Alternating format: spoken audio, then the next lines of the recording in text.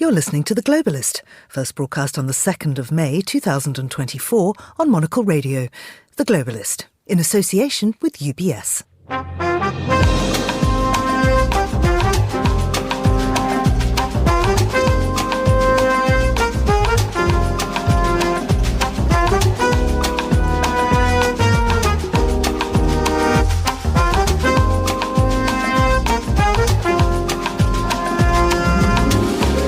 Hello, this is The Globalist, broadcasting to you live from Midori House in London. I'm Georgina Godwin.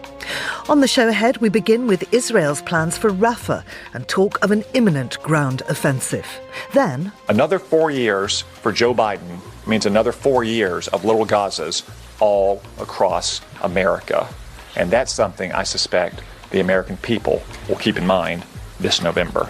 As protests in connection to the Israel-Hamas war turn violent on US university campuses, Republicans are ramping up criticism of President Biden's handling of the issue. China has revised its state secret laws, and international businesses in Taiwan are extremely concerned. We'll find out why. We'll also have analysis on the latest news coming out of Ukraine and Russia as both sides call for more weapons. We'll get the latest business and economy news, rustle through the papers, and the reigning Conservatives in Britain face local elections across England and Wales one last time before a general election later this year. But will a bad day for Rishi Sunak make his party mutinous? That's all ahead here on The Globalist, live from London.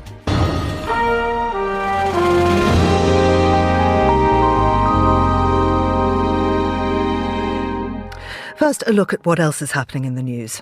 Solomon Islands lawmakers selected a new Prime Minister today, choosing Foreign Minister Jeremiah Manele, who's pledged to continue the Pacific Island nation's foreign policy that draws it closer to China. Georgia's parliament has now approved the second reading of a bill on foreign agents that's been criticised as Kremlin-inspired, as police fired tear gas and stun grenades to clear a large crowd of protesters opposed to the draft law. And the Arizona Senate has voted to repeal the state's 1864 ban on abortion, which could otherwise have taken effect within weeks. Do stay tuned to Monocle Radio throughout the day for more on those stories. Now, Israel's Prime Minister Benjamin Netanyahu has vowed that he will proceed with an offensive on the southern Gaza city of Rafah on the border with Egypt. It's the only city in the Palestinian territory that's not faced ground fighting yet, but it's clear that that's about to change. For more, let's join Greg Karlstrom, who's Middle Eastern correspondent and author of How Long Will Israel Survive? The Threat from Within. Greg, many thanks for coming back on the show. Do we know what the Israeli plan for Rafah is, and particularly what the timing might be?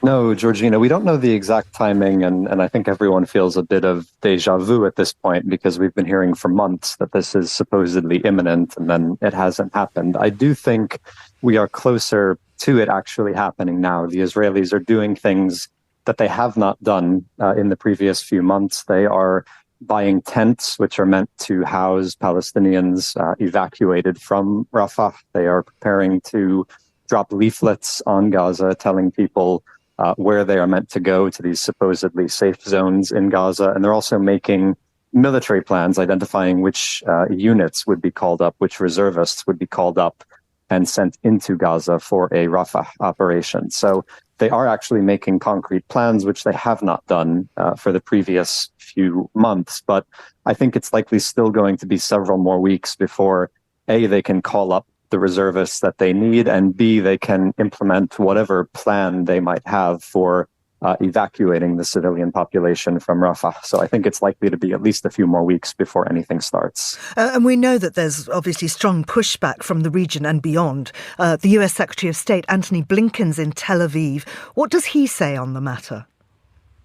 Well, the American position all along has been they're not completely opposed to the idea of Israel doing something in Rafah, but they are opposed to any operation that doesn't make adequate provisions for protecting civilians and moving them out of harm's way. And given that in Gaza, that seems almost impossible to do, that has been sort of a de facto veto by the Americans. And so they are pushing now, as they have been for months, to try and get another ceasefire deal done that would release Israeli hostages in exchange for a period of calm in Gaza. And they're hoping that by doing that, they will at least delay the Rafah operation and perhaps put it off altogether. And so there is one last, I think, diplomatic scramble that we saw Blinken make across the region earlier this week, trying to get that deal done before this offensive starts going ahead. Well, yeah, let's have a look at those negotiations ongoing in Egypt.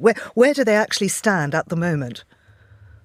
The Egyptians have put forward another proposal. It would call on Hamas to release 33 Israeli hostages. That's less than the 40 that it was meant to release in the earlier permutations of this deal. And it's less because it's very likely that of the categories of hostages Hamas is willing to release, women, children, the elderly, the sick, that there are not 40 living hostages in those categories. And so it would release 33 under this agreement. There would probably be 1 day of truce for every hostage that is released, and there would be hundreds or thousands of Palestinian prisoners set free as well. The Israelis have said they're open to this deal, but the sticking point for Hamas, or at least for the Hamas leadership in Gaza, is the same one that it has been for months now, which is that they want this deal to at least have a pathway to become a permanent ceasefire and end the war. And the Israelis are still insistent that this only be a temporary truce and that the fighting could resume when it ends. And how much pressure is being brought to bear by other countries in the Middle East? I was very interested to see that the Americans are making preparations to accept Palestinian refugees, and yet nobody within the region is doing so. No, there's still deep opposition to that, particularly in Egypt, which is obviously the first country that anyone fleeing Gaza would go to. They have let in a small number of people over the past almost 7 months now. They tend to be either Palestinians who have foreign passports or who have the connections and the money to pay for very expensive permits to get out of Gaza. But the Egyptians have been adamant that they don't want large numbers of Palestinians crossing their border. So we've seen some behind-the-scenes diplomatic pressure. There was a gathering in Saudi Arabia earlier this week where leaders of Egypt, Jordan, the Palestinian Authority, all urged the Americans to put more pressure on the Israelis. But countries in the region do not themselves have a great deal of influence either over the Israeli government or the Hamas leadership in Gaza. And is there a fear, particularly in places like Qatar, that a large amount of Palestinian migrants or refugees might radicalize their own populations? I think it's less of a concern in the Gulf states, just given that, first, they are geographically fairly distant from Gaza, and also that they have very tight immigration controls. These are not countries in any conflict across the region that tend to accept refugees. They're very selective about who they let in and who they don't let in. And so I think it's a much bigger concern for the Egyptians. The Sisi government, which took power in a coup a decade ago, has always viewed Hamas as an extension of the Muslim Brotherhood, which it originally was. And that's the same Muslim Brotherhood that Sisi removed from power in his 2013 coup. And so he's always been very nervous about what role Hamas might play in meddling in or interfering in changing Egyptian politics. What's the United Nations saying about the situation at the moment? More or less the same thing that it has been saying for months now, to no great effect. I mean, we've heard Secretary General and other UN officials telling Israel quite strongly that it has no legitimacy to go ahead with an operation in Rafah, that there needs to be a ceasefire.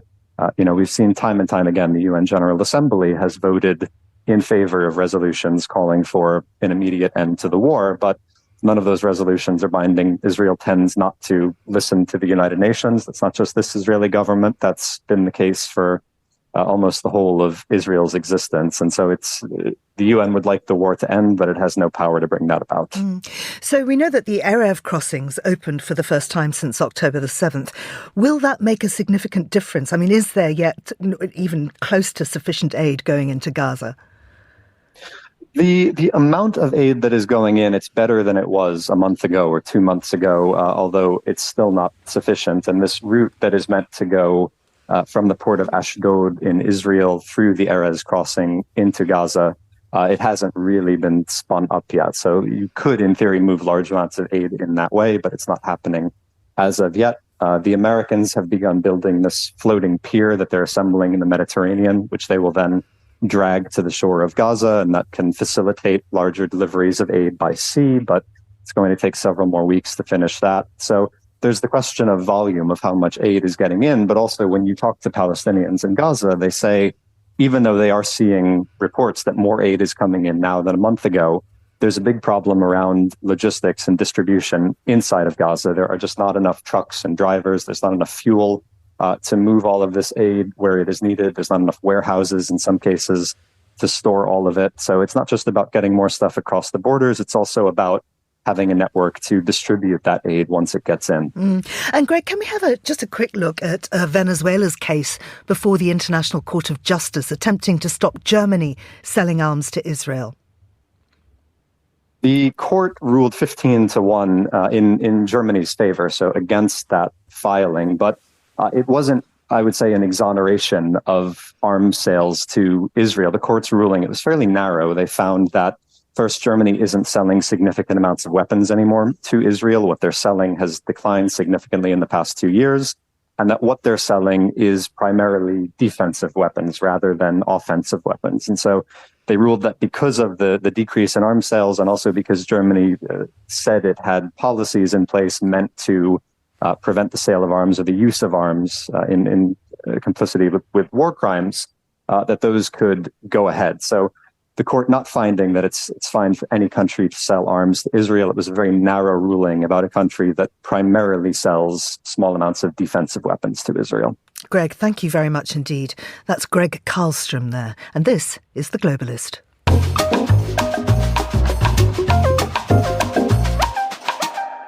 Columbia University in New York has been the focus of pro-Palestinian protests until Tuesday, when police arrested dozens of people and removed the encampment, which had been there for nearly a fortnight. Now the protests have escalated on the West Coast. University administrators cancelled classes at the University of California, Los Angeles, yesterday, after violence broke out at a pro-Palestinian encampment set up on campus. Well, I'm joined now from Los Angeles by Mark Edelman, who's a long-standing campaign and communications consultant to US Democrats. Mark, many thanks for staying up to join us. Can you tell us what's been happening at UCLA?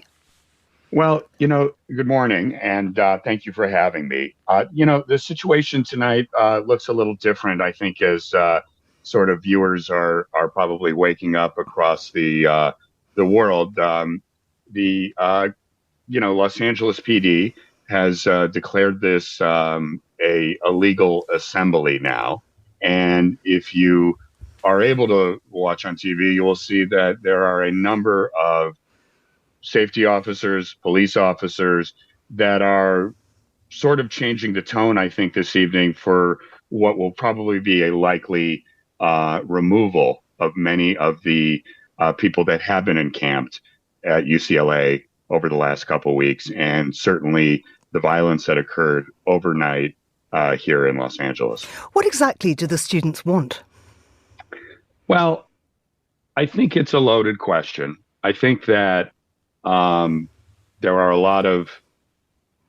It's hard to really ascertain, talking to reporters that I know that have been at UCLA, that have been at Columbia, that have been at Penn.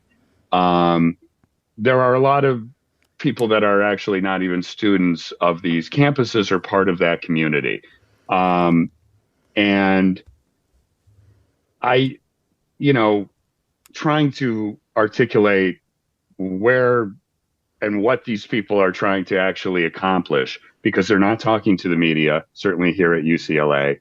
There's sort of flashbulbing reporters that come up to them and trying to sort of throw cameras off with lighting. And the message is very unclear to me. What I do know is that many students feel very unsafe. I know Jewish students feel very unsafe and not at ease. And it feels to me like this is becoming a real situation that has gotten away from the colleges and universities where these protests, and I it's hard to say if that's what they really are, because I'm not really sure that's what they are at this point, are taking place. So we know that the US House of Representatives has voted to pass an anti-Semitism awareness bill. That's in response to violence on campuses. Have Jewish students been targeted? You say they feel unsafe. Has this been a concerted effort? Yes, I think there are many people that have tried to put themselves in this situation that have literally been calling and yelling at Jewish students as they walk into campus, as they walk around campus. Um, I think if you really substituted Jewish student for a person of color, or for Asian, or for Native American, people would lose their minds. So, and this bill's now on its way to the Senate, and the key point is that it broadens the definition of anti-Semitism to include criticism of the state of Israel. Surely these two are entirely different issues. You can fundamentally disagree with the actions of Israel without feeling animosity for Jews as a whole, many of whom will never even have been to the country and don't support Netanyahu. I agree. And I think, look, one of the real big problems is, writ large, is that nobody understands. I don't want to say nobody, but a lot of people that are very engaged in, I would say, the wrong way, have no context or understanding of the very complicated history that exists specifically in this region.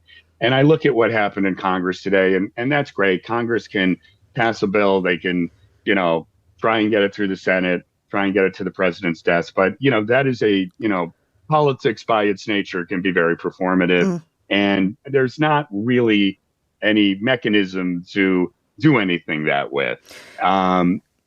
So it's happening, and it is what it is, I guess. I mean, Mark, I wonder how indicative these clashes on the campuses are of the feeling of the wider population. I mean, certainly in the media, there seems to have been a bit of a sea change, particularly after that speech by a student at Columbia who demanded that the Ivy League school provide students who'd occupied a building with food and what she called basic humanitarian aid. She said they could die of dehydration and starvation if they weren't given supplies. They're in the middle of New York City. This seems a little unlikely. People are accusing some of these honestly very privileged students in some cases of really victim cosplay.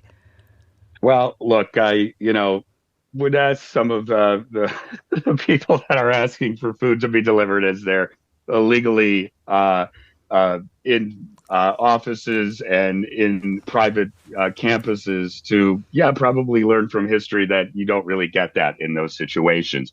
I don't think this is actually reflective of where most of the American people are right now. I think this is, there are certainly a lot of universities where this is happening, but we have over 6,000 colleges and universities in this country. I don't think it is actually what people are thinking about every day. If you sort of read the data trends about social media, it's not certainly what people are sort of riffing on all day long. Mark, the semester's almost over. Those students will go home soon. Now, we know from history when protests against the Vietnam War were shut down in '68, the students then focused their attention on the Democratic National Convention in August in Chicago. The party plans to convene there again in the same month this year. A lot of publications are predicting that we could see a repeat of history. I feel that there's a false equivalence here in that with the Vietnam War, what was at stake was that all those students who were protesting could then be removed from college and would be eligible for the draft. There is no such thing here. So do you think that this does pose a danger to Biden? Do I think this is a great thing for Joe Biden? Absolutely not. However, it is not 1968. It's not 1972 either. And, I can't impress upon your listeners enough and to you that this does not feel, and look, I'm way too young to know what it was like to feel, but I read and I get a sense. This is not what this was. And you're exactly right that the equivalency of the Vietnam War to this is like literally like apples to to dogs. I mean, there is a very big disconnect, I think, within that context. As we seem to see a lot, a vocal minority can have a really large voice. And right now, there is a lot of attention being put upon what is happening, both from television and newspapers and social media. However, I think it's important to understand, what the temperature is and what people are actually doing and thinking every day. I live in Los Angeles. I actually live 2 miles from UCLA. I drove by it today. You wouldn't know if you didn't know. And it's a huge campus. And so, when you think back to the campus unrest of the late 1960s and early 1970s, that was everywhere. And it was massive. And it is a clarion call of a generation. That's not what this is. And I, talking to other people about what they feel, there is this sense of, again, as a Jew, and I am one, so I own that in every way I can, the idea that, somebody would come up to me and get into my face and say something because they don't agree with the policies of Israel seems anathema to, I think, what the United States is supposed to be about. And look, we're a country that believes in protest and we believe in freedom of speech, but we don't believe in violence. We don't believe in destruction of private property or public property. And we don't believe in making people feel unsafe. And it's interesting coming out of the last few years where we have spent so much time making sure people feel safe in the worlds that they're in. The lessons we all learned from Me Too.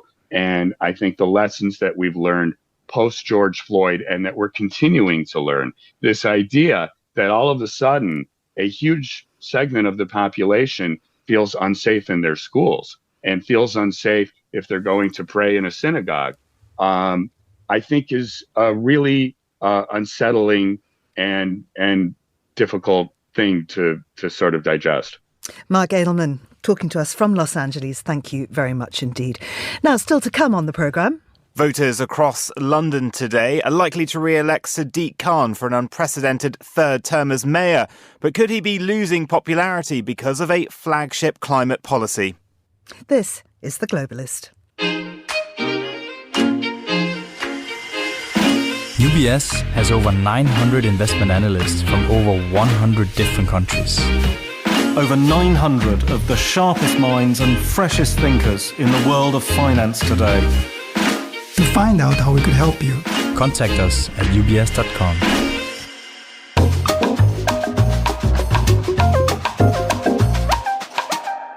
It's 7:22 here in London. I'm Georgina Godwin. This is Monocle Radio, and we'll continue now with today's newspapers. Joining me in the studio is our frequent guest, Yossi Meckelberg. He's an associate fellow with the Middle East and North Africa programme at Chatham House, but also, Yossi, a former protester and a former conscript into the IDF. Tell us about that little bit of your life. I think that's really interesting. Good morning, Georgina. This long time ago, but I think, back in the being a student, being even soldiers in Israel, we opposed the war in Lebanon, definitely after the massacre in Sabra and Shatila. So, even as soldiers, some of us went and demonstrated against the invasion of Lebanon and definitely allowing the massacre in Sabra and Shatila and throughout the 1980s. And we demonstrated that it was the first intifada against the occupation. It looks almost kind of benign and compared to what's happening now. There were not that many settlements back in the 1980s, and there were not the settler violence. But we were students of political science, so we were very active. Sometimes more outside class than actually in class. But this was part of life. And to be honest, and to be fair to the Israeli society, it was completely acceptable. Even no one thought that even my commanders in the military, they knew that after a day, sometimes doing what I was doing, I will go and demonstrate and protest. There were no sanctions, There was banter, of course, there are disagreement. But this was acceptable. Definitely, we never asked anyone to bring us food, and we didn't think it's part of humanitarian aid to give us water or food. We managed to find our own falafel or hummus after the protests. But to be clear, there are a lot of protests going on within Israel itself. There are, and rightly so. There were protests before October 7. against the so-called judicial reform, which is basically anti-democratic acts by the Netanyahu government. They stopped immediately after, the war started, the Hamas atrocity. But they're back, and they're back on, they're a bit different. Even people that supported Netanyahu, even supported his so-called reforms, are joining because the way that, what happened, the inability of the Israeli government to defend its own people, the misperception, misconception of how to deal with Hamas, the ongoing war that is more than 200 days without any conclusion. And now you have also the issue of hostages, of not releasing the hostages, because it becomes apparent that the hostages not number one priority for the Israeli government. And if Netanyahu will at least pretend that it's priority, but won't do enough about it, there are elements within the government, the extreme right, far right, who is religious as well. And it's important to mention the religious, because one of the obligations in Judaism, what's called the mitzvot, is releasing hostages. Is one of the top priority mitzvot in Judaism, Pidyon Shvuim, bringing home. And they say no. And one of them actually said only 2 days ago, what is 2233 hostages compared to, the hundreds of thousands that fought the war and managing, ensuring the war objective, so to destroy Hamas. In other words, rather enter into Rafah and, what they think is finishing the job than releasing the hostages. That's upset a lot of people. And just imagine if you're a family of hostages, how you feel about it. How would you feel? And there's a very strong opinion piece from the leader of the opposition, Yair Lapid, in Haaretz today. Completely, and he's the head of the opposition, and he said, don't listen to me when I criticize the government. Go and talk to the people from the north and the south that have been evacuating now for more than half a year because of the security threat. Where is security in Israel when Israel uses its military might against Hezbollah in the north and Hamas in the south? And he set 8 priority for the country. Don't just deliberately pick up a fight with the Americans. This is the country that support. Change the way we, what's called Hasbara, Israel, PR. It talks about kind of the need to change priority. In other words, Israel politics needs a complete reboot. And that's what Yair Lapid present. The thing is, though he's the head of the opposition, actually the one that is more likely to win the next election is now in coalition with Netanyahu, which is Benny Gantz, and I don't think he subscribed at least to a lot of it. I think important point in what Lapid says, go back basically to Saudi initiative.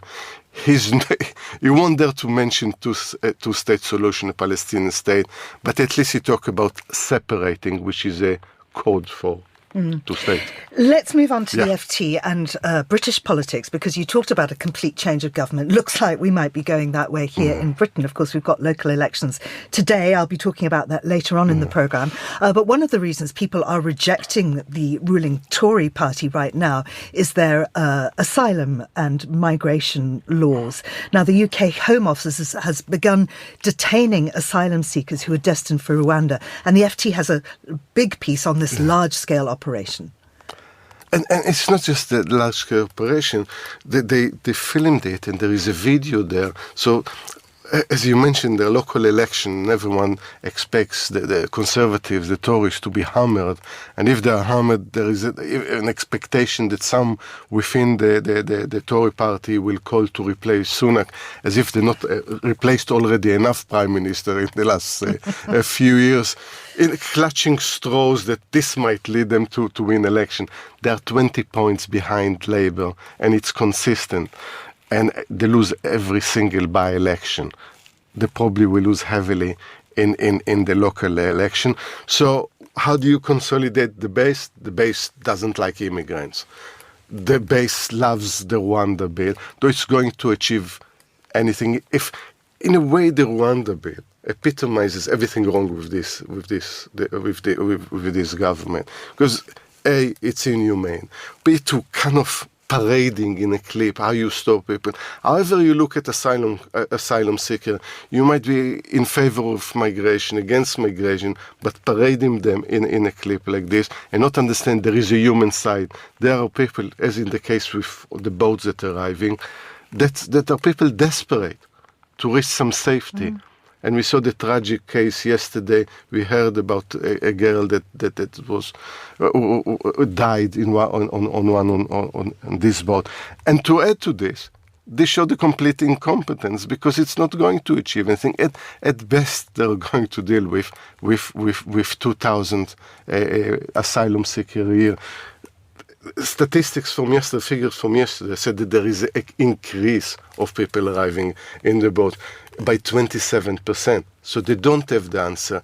Reality, the answer lies somewhere in improving condition in the places where the asylum seekers are arriving from. Let's finish by having a quick look at this Dorset auction house, which has withdrawn Egyptian human skulls from sale. Just give us a quick rundown on what that's about. Yeah, there are 18 skulls. Apparently, people are buying them for as much as 200 to 300. I don't know. It's actually a reminding story, not about human skulls, but I was once in a hotel in New Hampshire. I went to visit a university there, and they put actually a head of deer just ahead of my bed, and I woke up in the morning and I said it was quite scary. I'd rather see them in nature than see them kind of the head hanging above my head. Is the idea that people collect it. Now it's going back, this is a collection, go back like nearly 200 years right now, but someone actually, an MP, the local MP, put stop to this. Think about it. It's the legacy of colonialism. Those are all skulls from colonies. Maybe it's time to stop this the fetishism with skulls and collecting them. Just imagine putting it in your cabinet at home. Absolutely. I mean, I just need to quote from this paper to finish off. It's The Guardian. It says the UK has strict regulations on the storage, treatment and display of human remains, but anyone can possess, buy and sell human body parts as long as they were not acquired illegally and they are not used for transplants, only for decoration. I've heard of cottagecore, but cadavercore? Here it is. Yossi Reckelberg, thank you very much indeed. Now, here's what else we're keeping an eye on today. Solomon Islands lawmakers selected a new Prime Minister today, choosing Foreign Minister Jeremiah Manele, who's pledged to continue the Pacific Island nation's foreign policy that draws it closer to China. Manele called for calm, noting a history of violence in Solomon Islands after elections. Georgia's parliament has now approved the second reading of a bill on foreign agents that's been criticised as Kremlin-inspired, as police fired tear gas and stun grenades to clear a large crowd of protesters opposed to the draft law. Ever-growing numbers of protesters have been taking to the street nightly for almost a month, with a heaving crowd, tens of thousands strong, shutting down central Tbilisi yesterday in the largest anti-government demonstration yet. And the Arizona Senate has voted to repeal the state's 1864 ban on abortion, which could otherwise have taken effect within weeks. The repeal was passed by the Senate in a 16-14 vote and is expected to be quickly signed by Governor Katie Hobbs, a Democrat. Two Republican senators crossed party lines to vote in favour of repealing the ban. This is The Globalist. Stay tuned.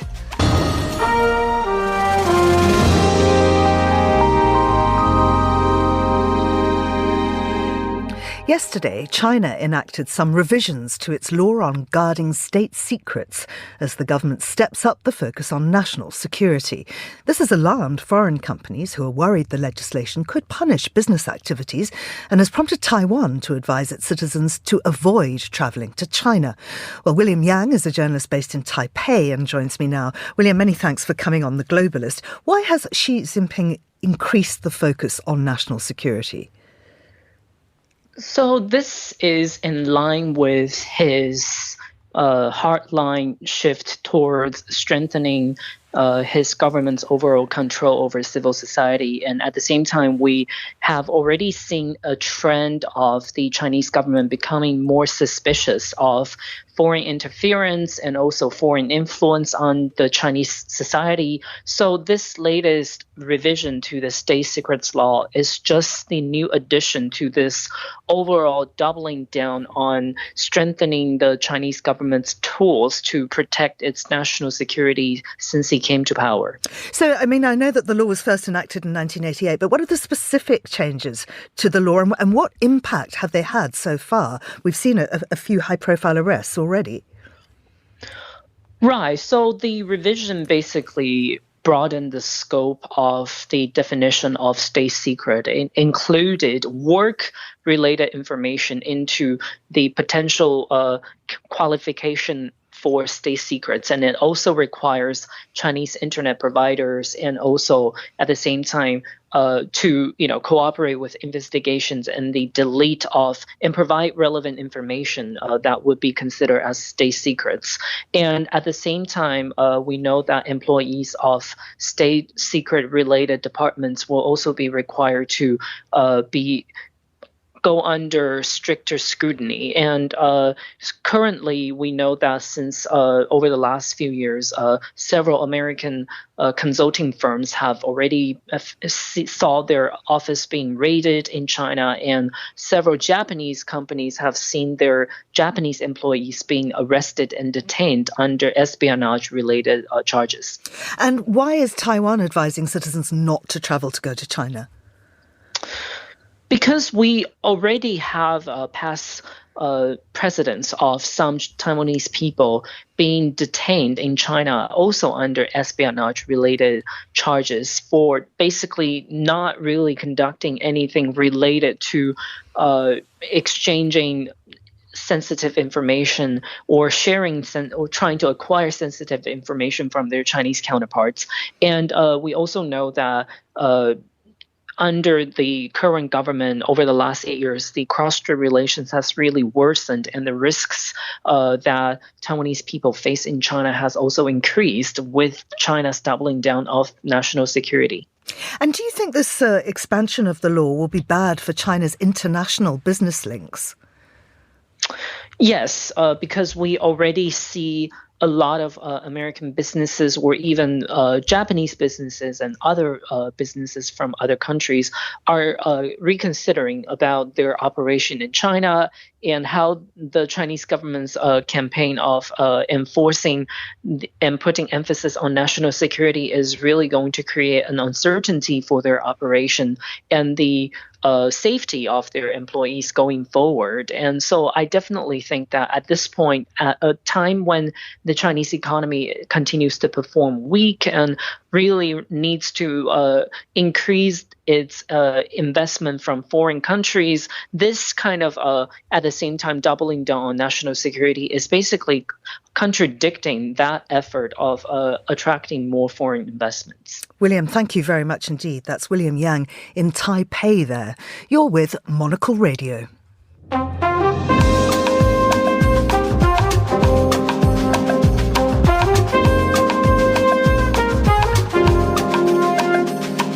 It is 9:38 in Kyiv, 8:38 in Zurich, and it's time to look at the latest news coming out of Ukraine with Jenny Mathers, who's a senior lecturer in international politics at Aberystwyth University. Jenny, good morning to you. I wonder what you could tell us about the Ukrainian strike on an oil refinery south of Moscow. Well, what we know is that the Ukrainian special forces have said that they have carried out attacks not only on one oil refinery, but on several sort of oil facilities within Russian territory. And this is really part of an ongoing series of exercises and operations attempting to really hit at Russia's ability to wage the war, but also to fund the war, because, Russia is a major exporter of energy, and it's one of its main ways of earning foreign income and ways of continuing to fund this operation. We understand that the US has asked Ukraine to stop targeting oil facilities within Russia. Why is that? So the logic behind this is that the US is worried that it will have an impact on global oil prices, energy prices, which will put consumers, particularly in the US, but not only in the United States, under greater pressure. And of course, the US is facing congressional and presidential elections in the autumn, and there's concern about how consumers and voters are going to respond to, more pressure on their pocketbooks. So, this has been a source of tension really between the Ukrainians and the Americans. Ukrainians feel that the Americans are trying to constrain their efforts unnecessarily, and that this, attempts to stop them from attacking Russian energy supply areas are really very difficult, making their lives more difficult, because this is a key way of hurting Russia and a key way of striking at its ability to wage the war. Now, Russia's defense ministry says that their troops have hit the common headquarters of Ukraine's southern army grouping. I wonder if that's verified and what the details are. It has not yet been independently verified, and it's something that the Ukrainians haven't confirmed. They have emphasized that Russian strikes on Odessa have hit civilian targets. And they talk about medical facilities, educational facilities, homes, and so on. So this is a situation where we have, unconfirmed and contradictory reports.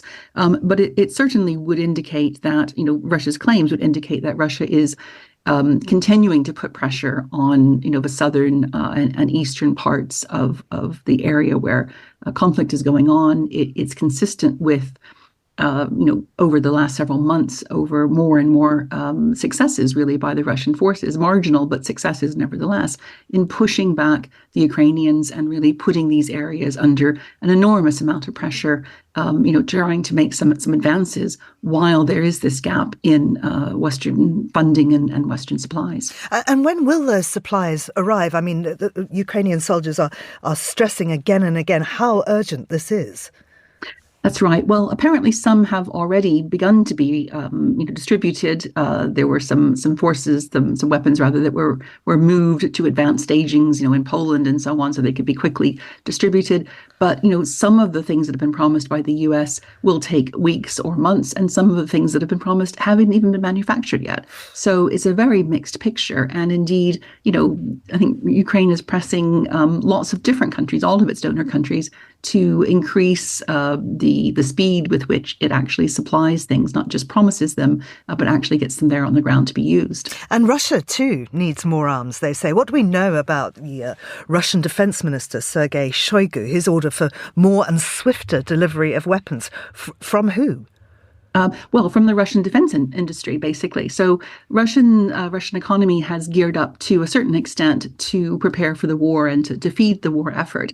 And, reportedly, Russian ammunition and weapons suppliers are working around the clock. People are taking 12-hour shifts, compulsory overtime to try and get more and more new weapons out there, as well as pulling things out of storage. But what's interesting, I think, about Shoigu's call is it indicates, firstly, that Russia is feeling under pressure to try and make as much progress as possible before the bulk of U.S. supplies arrive in Ukraine. But also that, despite all of the increased efforts for the Russian defense industry, Shoigu is not impressed both by the quality and by the quantity of what he's getting feeding his forces at the front. So there are clearly some tensions there.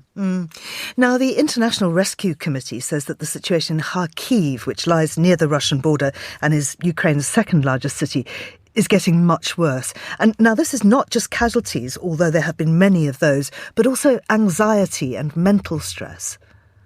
That's right. Well, in many ways, all of Ukrainian society is suffering all kinds of mental and emotional trauma, as well as physical trauma. And it's something that's just going to take a long time to work its way through.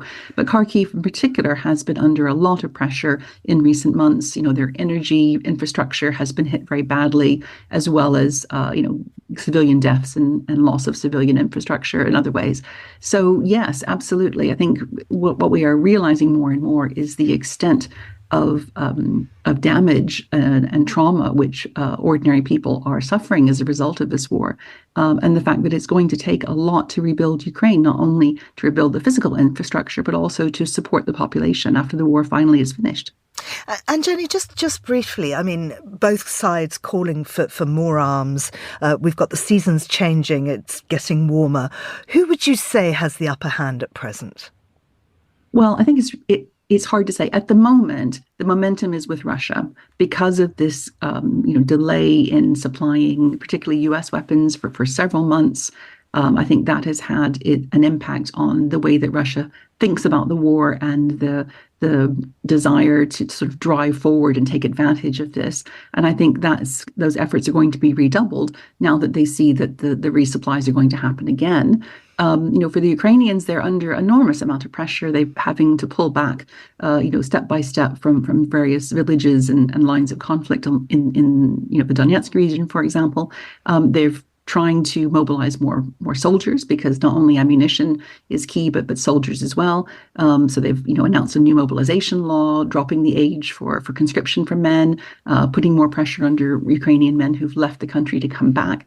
But at the same time, Russia also is trying to mobilize more people. So it's one of these very, very difficult sort of shifting dynamic situations where there are lots of pieces in motion. And it's hard to say at this precise moment which forces are going to be more successful in mobilizing themselves and making a difference in the next few months. Jenny, thank you very much indeed. That was Jenny Mathers, and this is The Globalist on Monocle Radio. UBS is a global financial services firm with over 150 years of heritage. Built on the unique dedication of our people, we bring fresh thinking and perspective to our work. We know that it takes a marriage of intelligence and heart to create lasting value for our clients. It's about having the right ideas, of course, but also about having one of the most accomplished systems and an unrivaled network of global experts. That's why at UBS, we pride ourselves on thinking smarter to make a real difference. Tune in to The Bulletin with UBS every week for the latest insights and opinions from UBS all around the world.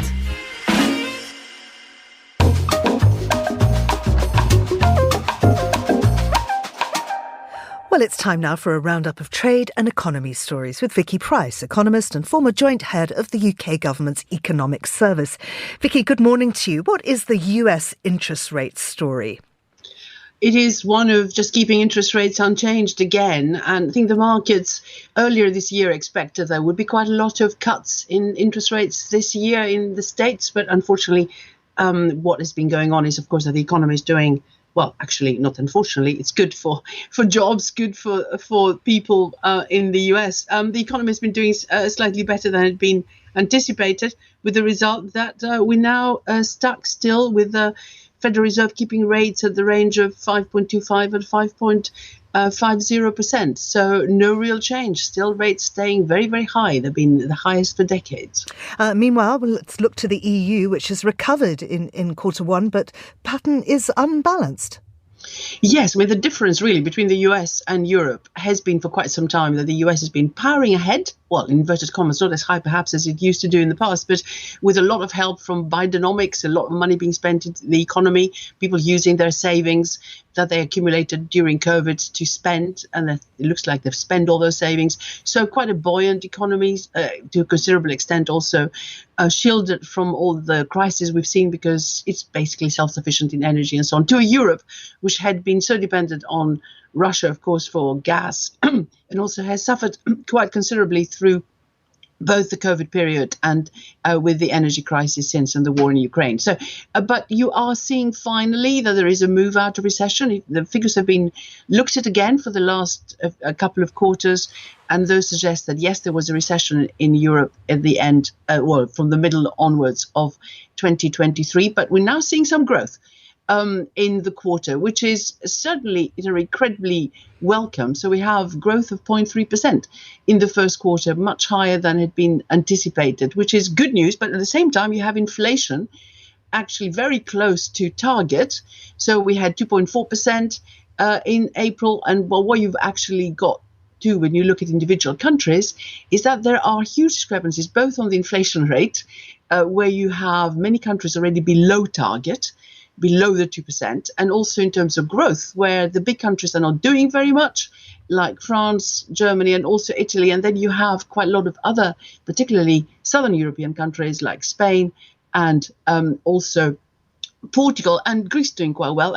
And strangely also Ireland exceeding the figures for the first quarter quite significantly. So huge disparity. The question, of course, for the European Central Bank is, how do you look at that disparity that exists and balance things out? Well, I mean, the truth is that overall, the economies are not doing particularly well. We just exited a technical recession, and inflation looks like it's getting to target very, very quickly, already there for a number of countries, and therefore interest rates may come down in Europe before they do in the States. And what is the picture here in the UK?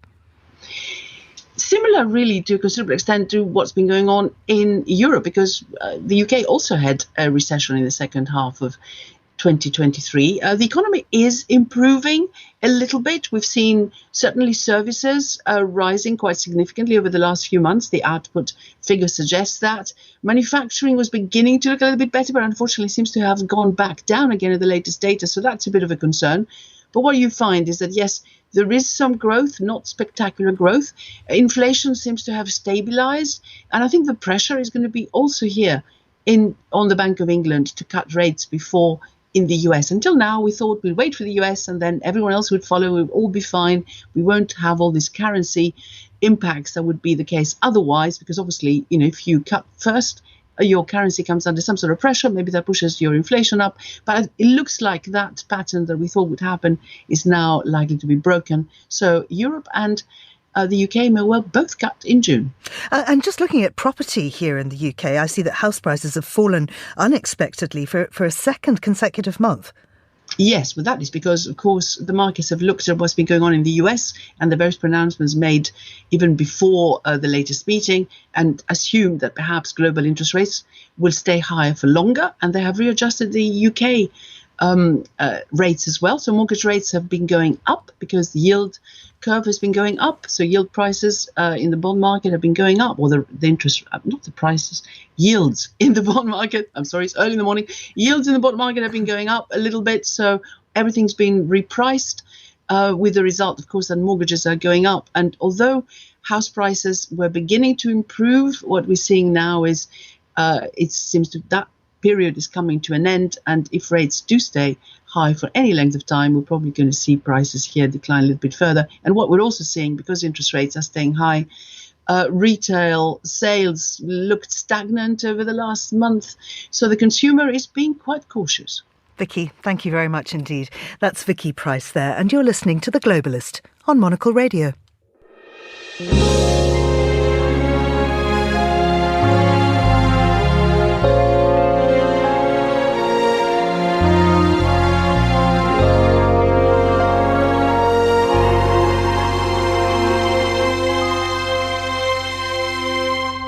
Now, today sees the last local elections around the UK before the general election expected in the autumn.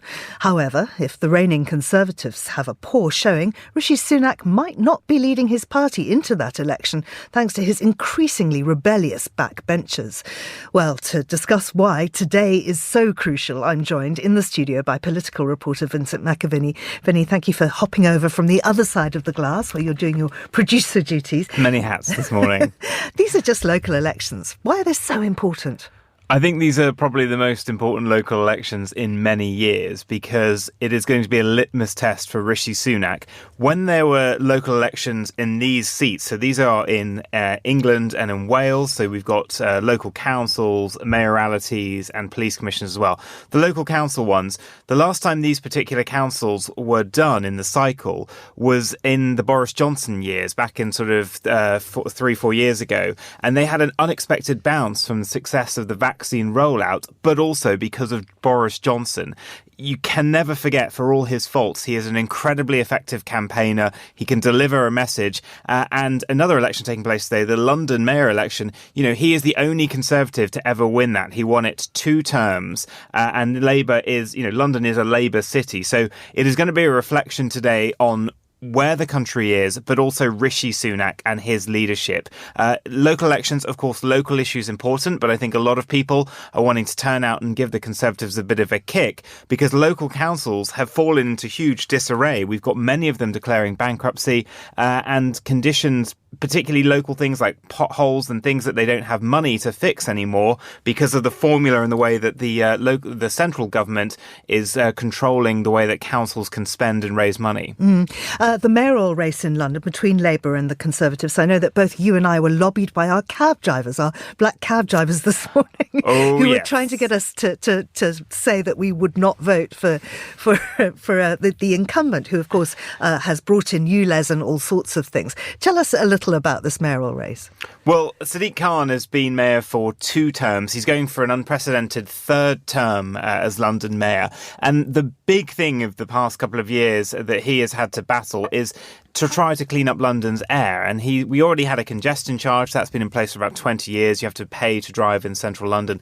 But what he's done is bring in ULEZ, which is an ultra low emissions, basically any vehicle prior to 2005, it has to pay an extra fee to drive in London each day. Now, this has caused real problems, not so much in the central boroughs of London, but in the sort of surrounding boroughs to the sort of main part of the city, because a lot of older cars there, particularly used for business purposes, traders and builders and all that kind of thing. And they have really kicked off about this. Now, there is a scrappage scheme. There was also a scheme to donate your car to Ukraine, and the government will ship it out there. So there have been measures put in place, but it has become a bit of a bugbear. But also, Sadiq Khan has come under fire, not just locally, but internationally. He's become a bit of a boogeyman for sort of far-right politicians around the world and their supporters. A lot of racism, a lot of Islamophobia directed his way as well. But he is likely to win, but likely to also have a slightly cut-down